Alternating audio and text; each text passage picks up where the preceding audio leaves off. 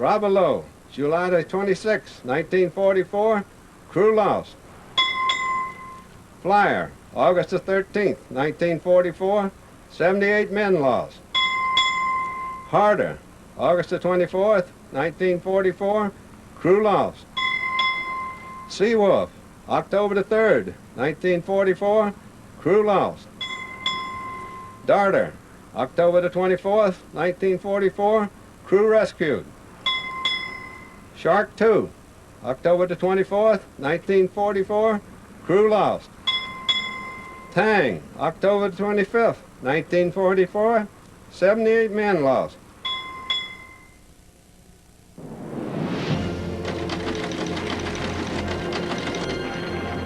Following the Japanese attack on Pearl Harbor in December 1941, the submarine fighting force was one of only 2 naval arms which remained to take the offensive.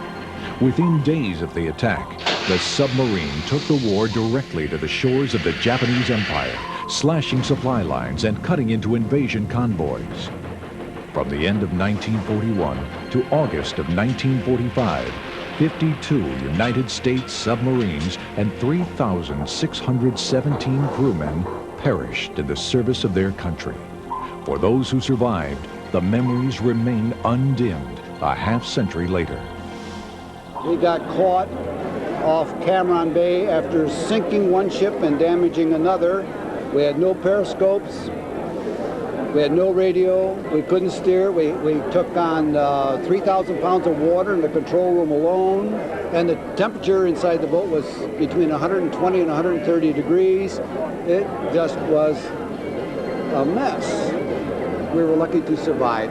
But we did survive, which just goes to show you that submarine people are of a particular character, and we were taught and we were trained to do this. And that's the reason why we're here this weekend, because we survived. There were 3,600 other people who did not. The Wall of Honor Executive Committee was assembled in early 1993 by Bob Moore, its chairman, with the sole intention of building a submarine memorial in Groton, Connecticut. The 10 black panels of highly polished granite underwent many months of preparation, polishing, and engraving. The result of the committee's efforts is a special place, the Wall of Honor, the National Submarine Memorial East, a final resting place and quiet sanctuary where fallen heroes and shipmates can be honored and remembered, now and for all eternity.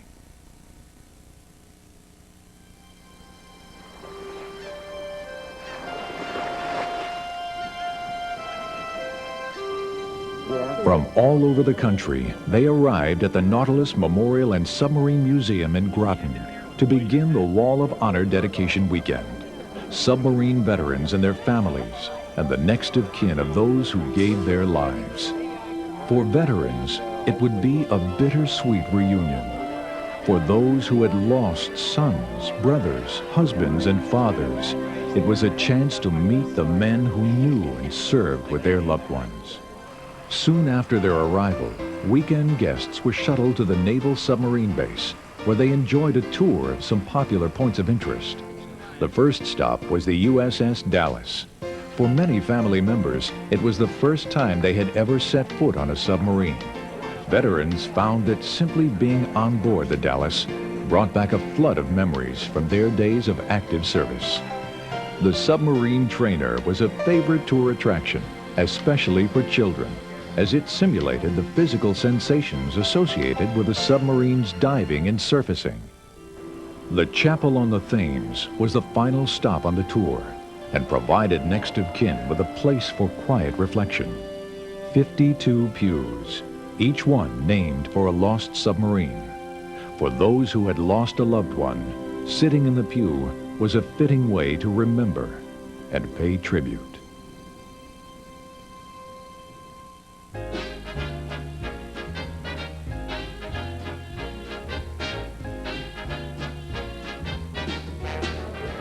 Next of kin and veterans came together Friday evening over refreshments and music to reminisce about the men of the silent service.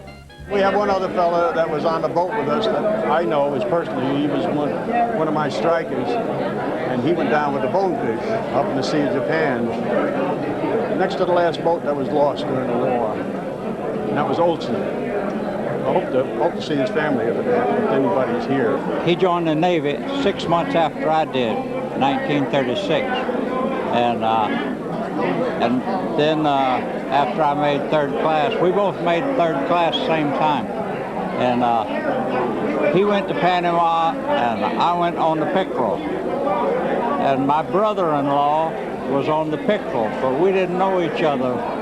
We weren't either one married at that time, and he ended up with my brother on the Capeland, and the Capeland was lost on the 2nd War Patrol.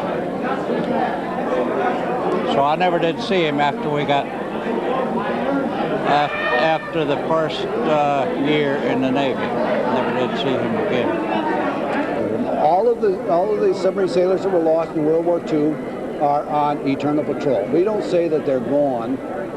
They just are on eternal patrol. And someday we will all be there with them. And that's what we believe. It took a great committee to do this. And I picked this committee. And they were tested, but they survived. They went through it.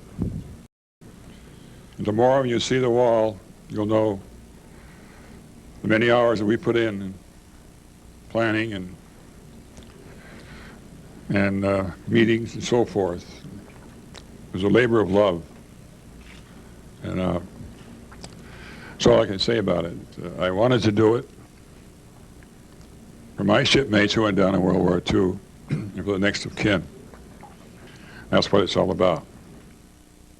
I'm 56 years old, and I can tell you to the day, my mother had a store, and the grocery store was never closed. And I came home from school, and the store was closed, and everything was dark, and I knew something was up. And I went in the back, and my mother, I can tell you to this day, was sitting in the kitchen holding the telegram, the shades, because in those days when a death occurred, the shades were pulled, the light was dim, and she just was sitting there holding it. You know, I still can remember that. I can't get, I never forgot that day. So, you know, and these are all my brothers and sisters here. We all came up, and, you know, we're really enjoying the weekend. We're looking forward to tomorrow. Wonderful. Yeah.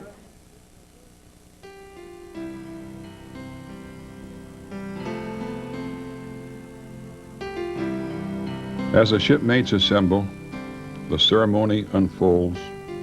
They are here to pay tribute to men. On eternal patrol, having made that last dive, remembering them as they were then. The flags are dipped as the bell does toll. Lost boats are called by name. With heads bowed low, each man praying alone, though silent, their thoughts are the same.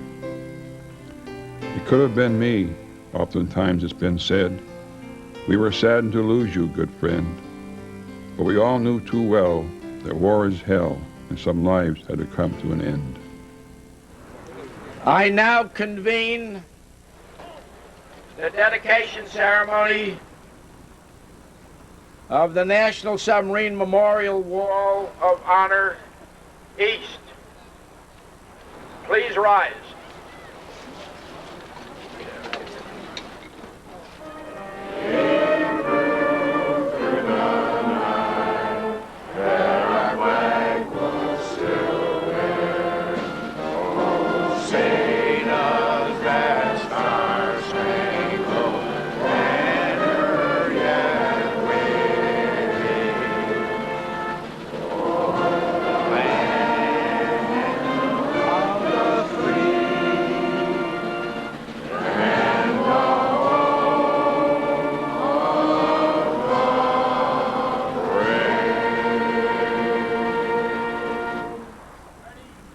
Here at this Wall of Honor, we can hear a message from the past.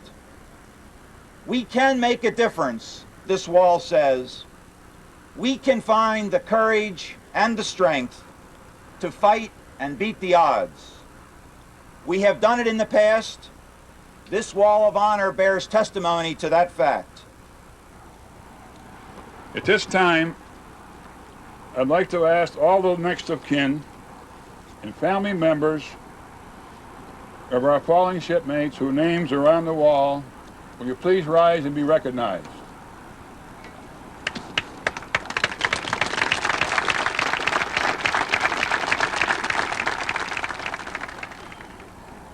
It's hard for me to properly put this ceremony today in context. I was out there almost 3.5 years of World War II. That's a privilege I felt. The horseback estimate when we went to, the few times we got to go to rest and recreation camp at Camp Dealey and Guam and so forth, that the average run of a World War II submarine guy was about 5 runs. That's just what we call the horseback estimate. The General Jacksons of the world, the Jeb Stuarts of the Confederate Cavalry. The horseback estimate is about 5 runs. Then you had better get off the boats because you might not make the 6th one and come home. I had the privilege of making 11. I don't still know what happened. I know some guys that made 13. I guess because I was born in 1913, that was a lucky number. It's always been lucky for me up to now. Look out. Wait a minute. Seagulls, wait a minute, seagulls up here. That's right. Getting back to be more serious, I feel that this Wall of Honor also epitomizes the sacrifices of many people in our modern attack Navy, like the Scorpion, like Thresher. I lost a lot of good friends in both ships. Their ghosts are with us. We submarine guys know, we really know, that each one of us stands on the shoulders of those who come before us. In closing, I'd like to say a small poem that Rudyard Kipling wrote for the chaps and the women of the Royal Army and the Royal Navy, and the Royal Air Force when it came in. It's called Lest We Forget. It's not the name, but I think of it as that. One could call it the Requiem. This is my final words. I have 1 minute to go, gentlemen. Yes, Virginia. Thank you for waking up. I appreciate it. Thank you. The tumult and the shouting dies. The captains and the kings depart. Strong stand thine ancient sacrifice, and humble and a contrite heart. Lord, God of hosts, be by the ship. Lest we forget. Lest we forget. God bless. Thank you.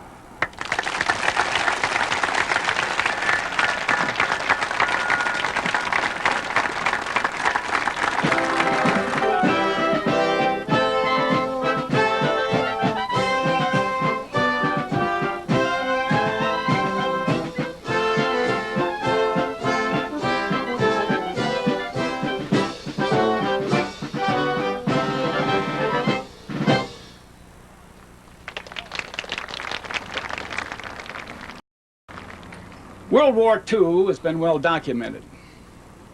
Stories, books, movies. But the full story of the submarine service has never been told. Nor can it be. Can gut-wrenching fear be recorded by a camera? Can interminable fatigue and discomfort that goes on for days and weeks on end? And what about dedication to duty? And that deep fraternal bond that was forged only among men who took our submarines to war? We know they can't. And this was the story of the submarine service. To understand it, you had to be a part of it. You had to be there. Right after the Japanese attack on Pearl Harbor, many of our Navy men were left with a feeling of deep personal loss. For several days after that attack, a heavy pall of gray smoke hung like fog, low, all across the harbor and over the Navy shipyard. And as we sailed slowly past Battleship Row, the West Virginia, California, Maryland, the Pennsylvania, the Tennessee, many others, all heavily damaged, several still burning with smoke belching from their bowels. The men just stood at the rail. Most did not speak. These were not ships that belonged to some remote population back in the States. Many of the men felt, this is my Navy, and these are my ships, and the Japanese have destroyed them. It left a sense of fury which for some has never entirely abated. And then the war progressed. One by one, 52 of our submarines were sent to the bottom. And now the loss became even more personal. And we said, those were my shipmates. And that is the story that must be told. It's a story of great suffering, a story of tremendous sacrifice, a story of heroic achievement. And we who survived the ordeal of that war now feel duty-bound to give meaning to that survival by being faithful to the memory of those men who died. To that end, Bob Moore and his crew have created the beautiful memorial which sits here before us today. It sits here majestically among the ghosts of 3,617 good men who gave their lives on submarines and whose names are engraved on its faces. It sits here in silent eloquence, and it speaks with a voice that will be heard forever. The final curtain on the play has fallen, and all that remains is for those of us who were left to carry on, to close the show. But for us, there'll always be the memory of the glory and the triumph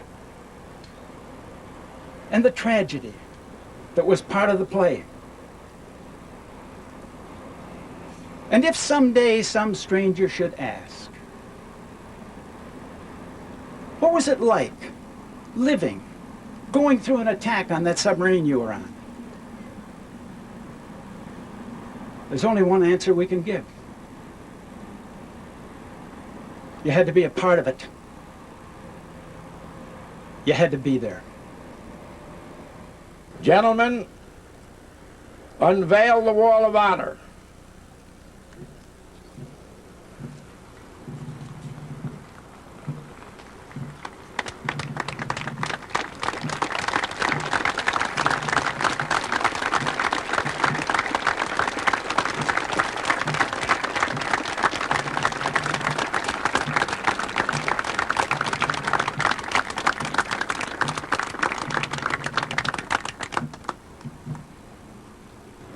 Their final resting places are known only to the Almighty. Their families, friends, living shipmates, and future generations should know they will always be remembered. Walk softly, stranger. You stand on hallowed ground. Trout, February the 29th, 1944, crew lost. Tullabee, March the 26th, 1944, 79 men lost. Gudgeon, April the 7th, 1944, crew lost. Heron, June the 1st, 1944, crew lost. Golette, June the 14th, 1944, crew lost.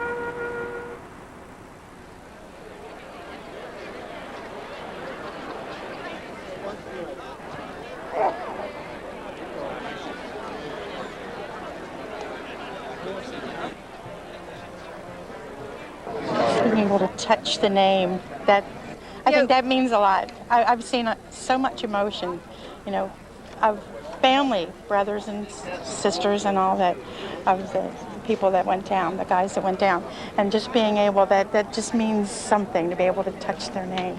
There still was always this hope of, I think maybe he just might come back. And I think this service here this time is something that I know he's not coming back. I know where he is, because he was a Christian young man. And I know where he is, but it's kind of put it to rest for me. You feel like you lost something, you can't get it back. It is a very special day, it is. We traveled 1,500 miles by car to be here. I'm sorry I'm getting emotional about it, but it's a great event. We're very happy that they're doing something for the people that probably weren't remembered like they should have been. You know, there wasn't any real place that they could say that they were buried in. All these fellows that were killed on the submarines, they were all lost at sea. But now at least there's a place where you can come and say, you know, this is really their place.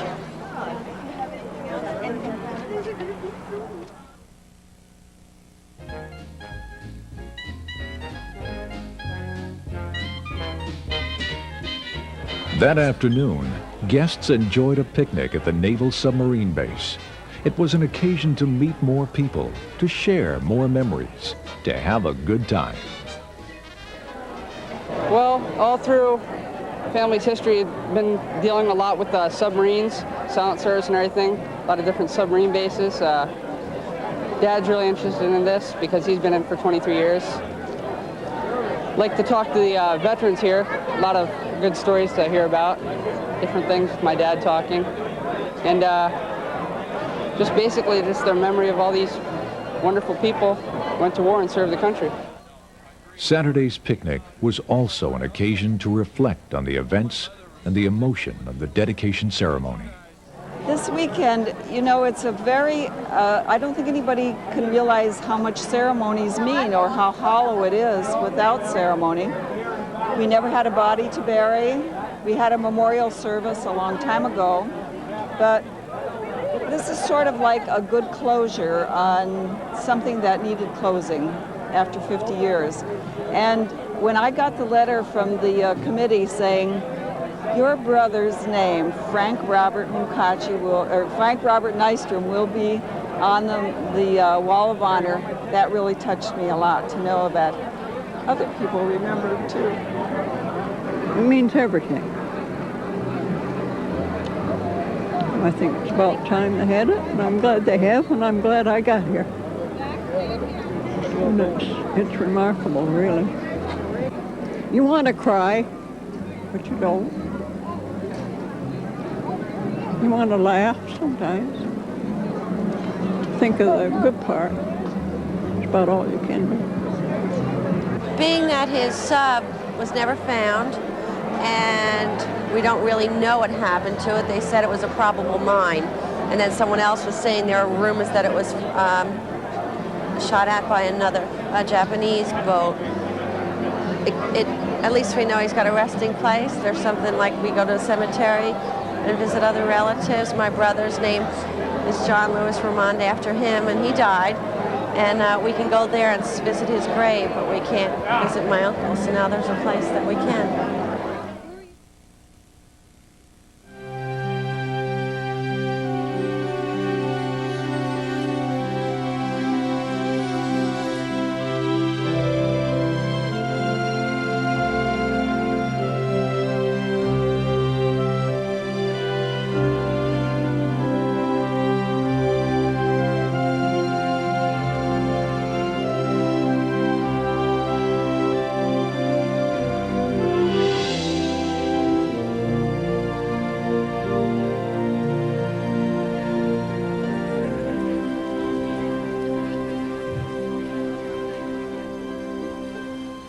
I want to welcome you to our beautiful sanctuary under the heavens.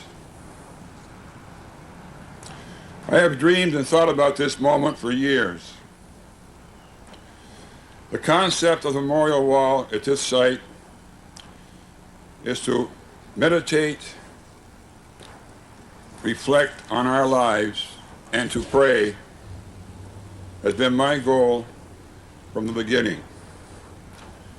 To be here with our lost shipmates. Will you bow your heads for the invocation? Almighty God, it is said, those who fought for it, for them freedom has a taste the protected will never know. This morning, those who know the taste of freedom gather on this holy ground to honor the gallant U.S. submariners on eternal patrol. We ask that our worship would be truly acceptable in your sight. Good morning. It is my pleasure and my honor to read from the book of Ecclesiastes, chapter 3, verses 1 through 8. These special words embody all the human endeavors and human emotions that we behold, not the least of which is hope for the future. There is a time for everything, and a season for every activity under heaven. A time to be born, and a time to die. A time to plant, and a time to uproot. A time to kill, yet a time to heal. A time to tear down, and a time to build up. A time to weep, a time to laugh.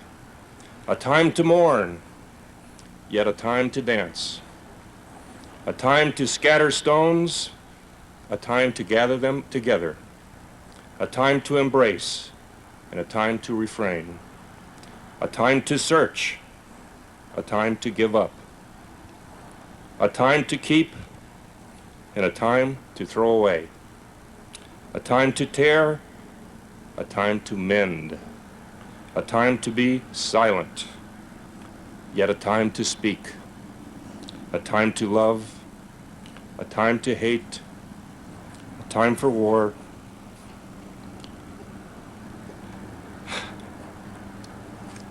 and peace.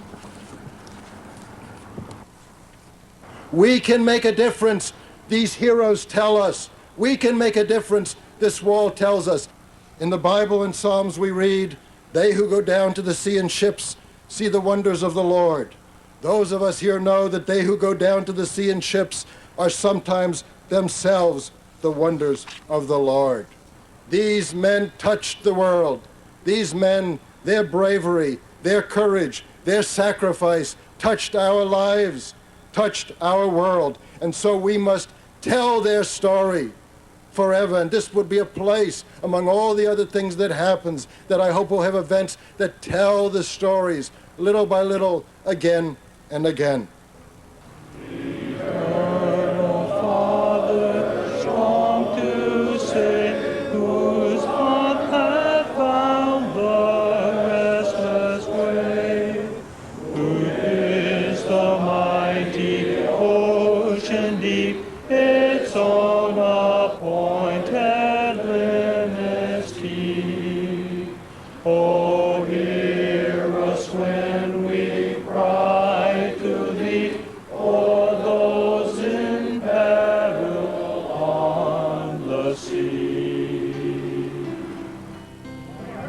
It's a cap of 50 years of these men who've been forgotten. And now they've been recovered and their families can see they're remembered. Each name on the wall, many of my classmates, just to rub my finger on the name meant so much. We should never allow the lives of these people who were lost to bring us down to a point where they're not recognized for what it means. It doesn't mean that their lives were lost in vain. It means that their lives were lost in a way that will allow us to have the freedoms for the future. And I think if we fail to remember that, and if we fail to understand that we who remain behind must live a life of support and of enthusiasm, of enjoyment, but also of learning from the contributions that these people meant to us, then I think we'll get a lot more out of it. And that's why I would certainly encourage that it be a time of a solemn appreciation for those that went before us, but also a time of joy about what it was that they contributed and what we can learn from them for the future. We never forgot you. We always remember the good times as well as the bad. And this is the reason we have built this wall, a memorial stone that you never had. When at this memorial we gather to pay honor and tribute to you, we can look at the wall and see each name in this resting place long overdue.